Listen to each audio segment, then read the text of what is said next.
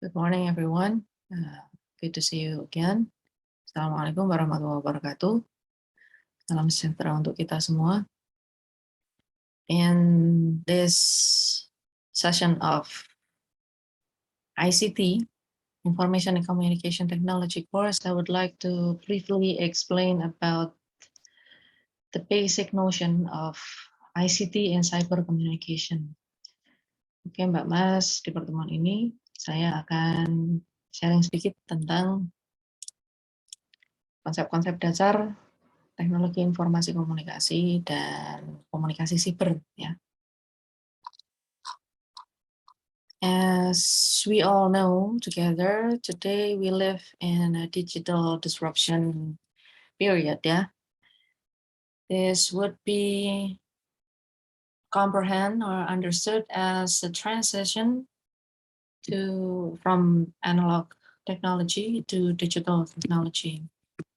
And we have several features here in digital technology that makes our life easier, much easier. The first, as we already know, the digital payment, we obviously in daily basis apply this kind of payment gateway, yeah. And we understood it as financial technology or digital wallet in form, for example, GoPay, Dana, QRIS payment, Genius, and so on. Also in this era, we know cloud computing services is basically server, the invisible server, yeah. And last but not least is mobile global positioning system. It's sort of like location tagging that is developed into the system of big data. Yeah. Later on, we will discuss briefly about big data in 6 or 7 sessions, if I'm not mistaken. Yeah. Feel free to check your syllabus. Okay, next, here we have the basic notion of technology. Fundamentally, technology are supported with these 3 elements. The first would be hardware or the gadget that we use for everyday purpose. Yeah. The second would be software or the operating system that installed to operate the gadget itself. We know for smartphone, yeah, we know. I'm sorry, for mobile technology, we've known Android. It's a free source operating system, yeah, and limited used and also charged operating system developed by Apple is Mac operating system, yeah. And the third element would be ourselves as users. We've known it as brainware because we apply our cognitive skills that comes from our brain to use the gadget for daily basis, ya. Jadi teknologi ada 3, Mas. Yang pertama hardware itu bisa ditemukan di gadget, kemudian software, ini bentuknya operating system, ya. Kemudian brainware adalah kita sebagai pengguna, karena kita pakai kemampuan kognitif kita dalam menggunakan teknologi.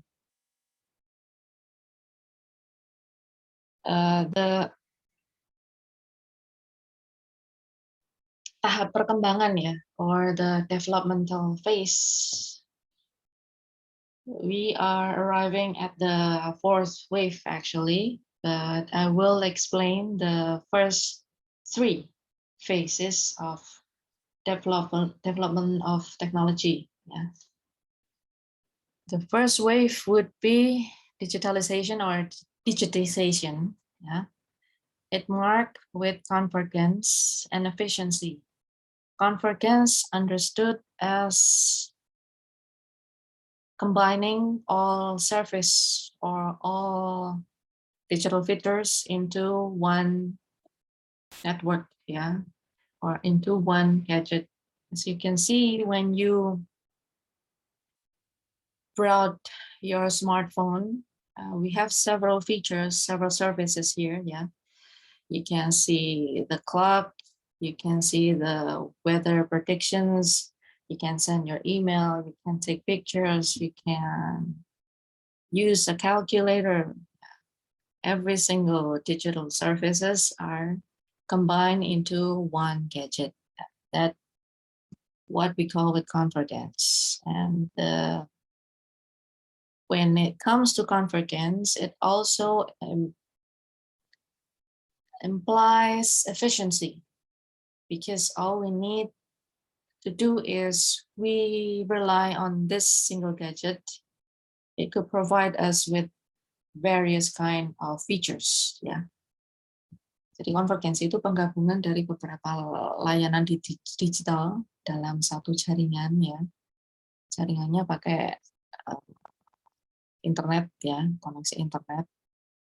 Ada beberapa yang bisa kita akses di sini. Yang ini memungkinkan untuk efisiensi karena kita hanya perlu bawa satu gadget saja. The example for implementation of digitalization is when internet connection are provided through the phone connection, ya, dedicated phone or home phone, ya.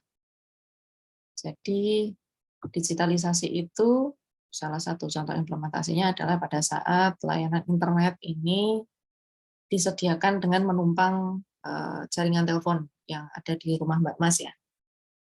Biasanya memang nanti Mbak Mas sebagai pengguna itu akan dapat 2 nomor, yaitu nomor pelanggan internet dan nomor telepon. We have several technology on digitization phase. The first that enabling us to watch audio and video recording in some kind of digital platform, yeah. For example, you can listen to good quality of music through your gadget. You can take a look at and listen to YouTube videos also on your gadget. And the second technology would be transmitting audio video information through digital connection. For example, on the early days, we have Skype provided by Microsoft, yeah. And nowadays we have several services, video conference or video call provided by various kind of digital platform. For example, WhatsApp, Zoom, Google, Microsoft, etc. ya. Jadi teknologi yang sangat identik dengan fase digitalisasi ini adalah kompresi, memaksimalkan atau memampatkan, ya, sinyal audio video untuk ditransmisi dengan menggunakan teknologi digital. Kayak Mbak Mas dengar lagu dengan kualitas yang baik, ya, di Spotify, di platform pemutar musik yang lain, atau bisa nonton video YouTube dengan berbagai macam kapasitas transmisi. Nah, semakin tinggi pixel yang Mbak Mas request, maka otomatis transmisinya itu juga semakin masif, ya. Karena dari kapasitas gambar itu kan bisa diatur berapa pixel yang Mbak Mas inginkan pada saat nonton video YouTube. Kemudian yang kedua adalah Voice over Internet Protocol. Jadi mentransmisikan informasi audio video dengan menggunakan teknologi digital juga.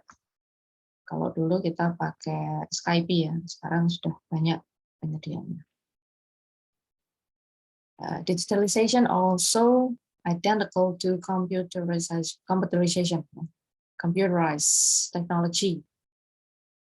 I will briefly explain it to you with communication analogy. Those are 5W and 1H ya. Jadi saya akan menjelaskan teknologi computerized dengan menggunakan analogi 5W 1H. Data transmission data usually transmitted via nodes. Yeah. Several points of transmission to arrive at its goal. Nodes here, we understood it or we analogize it as communication participant. Jadi node di sini kita analogikan sebagai partisipan komunikasi. Misalnya dari informasi yang Mbak Mas baca dari sosial medianya UMY, kemudian di-share ke teman-teman yang lain. Nah, itu adalah salah satu analoginya. But besides nodes, we also need the physical nodes, the gadget that makes it all possible. For example, if we are connected to the internet, if we want to get connected to the internet, then we can use several of these hub or switches, yeah. For example, access point to connect with internet provided by the Wi-Fi or wireless fidelity, yeah. Wireless connection of internet. And to transmit a message from one sender to other receiver, we also need the address. For example, if you want to send a letter to your friend, then you need your friend's address to send, to make sure the letter arrives safely for your friends, ya. Jadi selain partisipan komunikasi, kita juga butuh sesuatu yang bentuknya fisik ya, nodes fisik yang menghubungkan kita untuk bisa terkoneksi dengan internet. Dan kalau di kampus kita pakainya Wi-Fi. Wi-Fi ini biasanya adalah access point ya, semacam alat yang memancarkan sinyal internet yang diletakkan di lokasi-lokasi yang strategis, misalnya di dalam kelas atau di kafe, di rektorat dan sebagainya. Nah, untuk memastikan supaya suatu informasi itu tertransmisikan dengan baik, itu kita harus mengidentifikasi alamat tujuannya dulu. Kalau kirim surat kita pakainya alamat rumah. Tapi kalau kirim pesan secara digital lalu koneksi internet kita pakainya IP address, internet protocol address ya. To make sure your information are securely sent and securely received by the receiver. And we have several forms of connection, internet connection here ya. The first is dedicated connection provided by LAN, ya, local area network. Usually we are going to need wire, ya, or cable, LAN cable to get connected to the internet. The second format would be wireless connection provided by your own smartphone or Wi-Fi via access point. Jadi koneksi itu bisa pakai kabel yang dedicated ya. Harus dicolokin dulu supaya bisa connect internet atau pakai yang wireless Wi-Fi atau tethering. Okay, this would be a brief image of how internet user send and receive their message. So basically, we have interconnected internet relay from user is ourselves in the internet connection that will connected us to the server of the service provider that we used. For example, we are using WhatsApp. So by the help of internet, we are connected to the WhatsApp server. For example, in Arizona, America, to make us possible to send and also receive the message simultaneously. The second wave of technology is initiated massively in America, in the United States, collaborating with France. They are building military internet connection for highly classified data transformation and also military database. Yeah. At that time, they called it Defense Advanced Project Agency, initiated in the 60s by Leonard Lindrock. He was American computation technology scientist. And nowadays, we are using it as a common user. Yeah. Internet is massively used by the addiction of user each year. Dulu internet itu hanya untuk layanan basis data militer, kerjasama Amerika dengan Prancis, tapi sekarang sudah digunakan secara massal. Bahkan kita pengguna biasa juga bisa akses internet. Ya. I would like to briefly explain about the development of internet technology using the advancement of mobile communication. Jadi di sini saya akan menjelaskan perkembangan teknologi internet dari contoh koneksi mobile, koneksi gadget yang bisa dibawa kemana-mana. The first would be one generation. The first generation of mobile communication, it is an analog technology, yeah. So it won't be, as a user, we won't be able to reach our friends or our family outside Java Island, ya. Jadi koneksi mobile itu hanya disediakan, hanya bisa terkoneksi dengan sesama pengguna ponsel yang ada di satu pulau. Nah, kalau luar pulau ini sudah nggak bisa ya, Mbak Mas, waktu itu. Jadi first generation of mobile communication itu tidak memungkinkan kita untuk menjangkau orang di luar pulau. And the development would be the second generation of mobile standard. It was already using digital technology, ya. Jadi sudah menggunakan teknologi digital yang ini memungkinkan orang-orang yang berada di luar pulau pun dapat terjangkau oleh kita. Ini adalah cikal bakal smartphone, ya. The very first form of smartphone, and on the third generation mobile standard, here we have the more advanced of smartphone. Yeah. At that time, the service that are widely used by the smartphone user are BlackBerry Messenger services. As you can see, the look on the gadget itself is more appealing than the predecessor. Jadi tampilan dari gadgetnya ya lebih menarik dari generasi pendahulunya ya.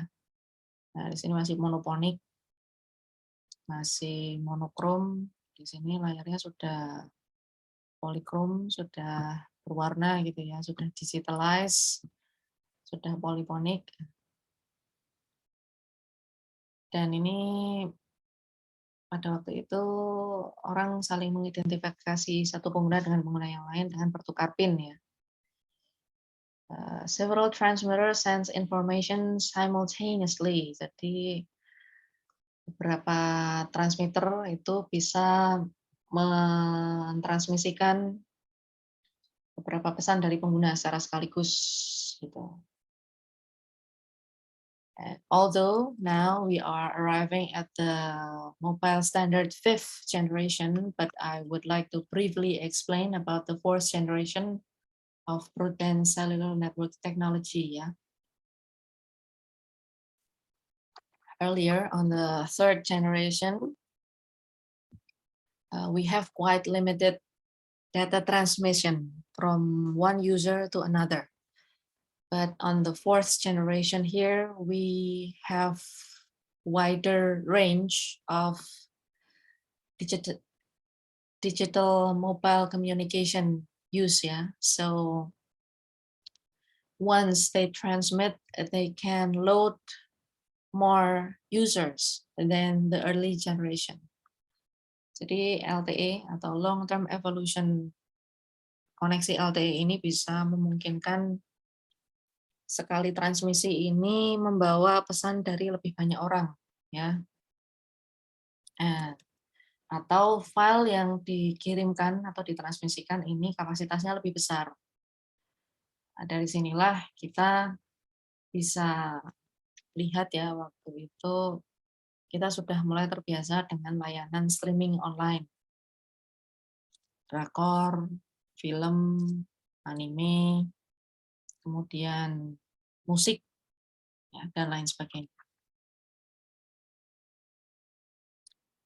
And on the second wave of digital development of internet, yeah, I would like to briefly explain about the second phase technology. Yeah, here we have voice over internet protocol. By using digital technology that enabling internet connection, we could transmit audio and video data simultaneously at the same time from several users. Ya. Jadi salah satu contoh voice over internet protocol ini adalah pada saat Mbak Mas melakukan panggilan kelompok atau panggilan grup kecil atau besar. Platformnya bisa macam-macam ya, bisa WhatsApp, Zoom, Google Meet, dan lain-lain. The second features would be geotagging or location-based services.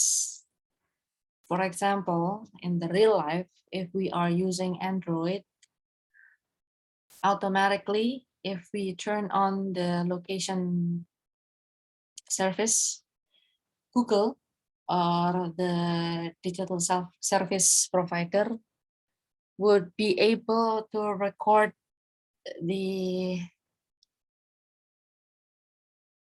our traveling journey, yeah, from one place to another, from one time to another time. Nah, jadi geotagging itu sekarang lebih advance ya.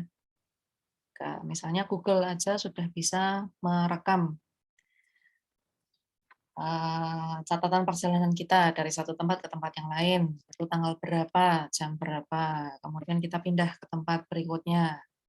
Ini Google bisa merekam selama kita menghidupkan global positioning system-nya di smartphone kita ya. Selama kita ngidupin GPS atau location based service di smartphone. This would be the earlier form of our digital text message today, yeah. Obviously, nowadays we are indulged by the messenger application, but the earlier form would be multimedia messaging service, or MMS. It's like short message service or text message, but we would be able to send pictures. Kalau sekarang kita pakainya Messenger, dulu ada MMS kayak SMS gitu ya. Tapi kita bisa kirim teks dan kirim gambar. Kelebihannya hanya itu saja. The third would be remote accessing. For example, nowadays on the pandemic, we are accessing my class from the convenience of our home. From various cities across Indonesia, we are accessing the same portal, which is my class, as the learning distance management system. Jadi remote access ini memungkinkan kita menjangkau suatu layanan dari manapun kita berada, ya. Misalnya my class, Mbak Mas, saya di Jogja, Mbak Mas mungkin ada di Jakarta, di Makassar, di Wamena, di Bengkulu, di Medan, di Aceh, Pontianak, di Banjarmasin, dan di kota-kota lain di Jawa, ya. Kita bersamaan bisa menjangkau situs yang sama. I would pass on this because it's too outdated, ya. The next services that are available today is TV cable, ya. I believe most of you are experiencing this from your home, yeah, with various kind of providers. And for the evolution of internet connection to the home, early on I explained about the internet connection that accessible through phone network, yeah. But nowadays we are familiar with the fiber optic connection that would be enabling us to access high-speed internet from our home if we are one of the internet service provider customer, ya. Jadi kalau dulu layanan internet ini numpang sama layanan telepon, ya. Makanya mungkin sampai sekarang Mbak Mas bisa dapat 2 nomor. Yang pertama adalah nomor langganan internet, yang kedua nomor telepon. Jadi kualitas koneksinya belum sebagus sekarang, karena sekarang kita pakai koneksi atau kabel fiber optik, ya. Jadi layanan yang disediakan untuk kita, internetnya bisa lebih cepat, kapasitas transmisi datanya lebih banyak, gitu ya, lebih besar file yang terkirim ke kita. Karena kemajuan teknologi, ya, pakainya kabel fiber optik, serat optik. You are very familiar with this, especially in the public spaces, ya. For example, in kampus, we are able to access the internet through wireless fidelity or wireless connection of internet. It could be used by several users at the same time. And last, I would enclose today's explanation about ICT by explaining the third wave of digital technology, yeah. And now we are arriving at the information technology society. Basically, it is implementation of ICT for the sake of humanity, yeah. So our life is basically improved by the connection of the internet. We have several features that make our life much easier. from the e-government services. It is when you need to pay the tax for your car or your motorcycle. Yeah, you can access it online. I believe most of you are using e-banking service by installing e-banking application on your phone. And on daily basis, we are accessing the e-learning platform together. Yeah. And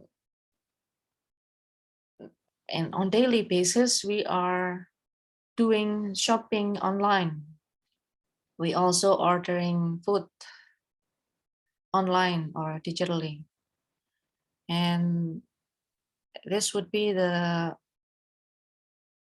small bits and pieces in our everyday life enriched by the internet connection. And eventually we will be arriving at the Internet of Things era when we are operating every single thing in our house and in our neighborhood by the convenience of internet connection. Jadi sekarang kita ada pada masyarakat teknologi informasi, di mana koneksi internet ini mempermudah hidup kita secara mendasar ya. Pesan makan online, belanja online, kemudian bayar pajak kendaraan bermotor, pakai sistem pembayaran online, transfer uang juga bisa online. Kita akses materi belajar lewat learning management system atau e-learning lewat MyClass ya. Itu juga online. Dan kalau itu nanti sudah terbiasa ya kita sebagai pengguna internet, maka suatu saat kita akan sampai pada era Internet of Things, di mana segala sesuatu yang ada di hidup kita itu dikendalikan dengan koneksi internet atau koneksi digital. That would be all for today's brief explanation about ICT and Cyber Communication 101. Mbak Mas, thank you for joining me. Billahi taufiq wal hidayah. Wassalamualaikum warahmatullahi wabarakatuh. Salam sejahtera for us all, and I will see you in the next meeting with the next topic. And don't forget to mark your attendance on my class second session. Yeah. Goodbye.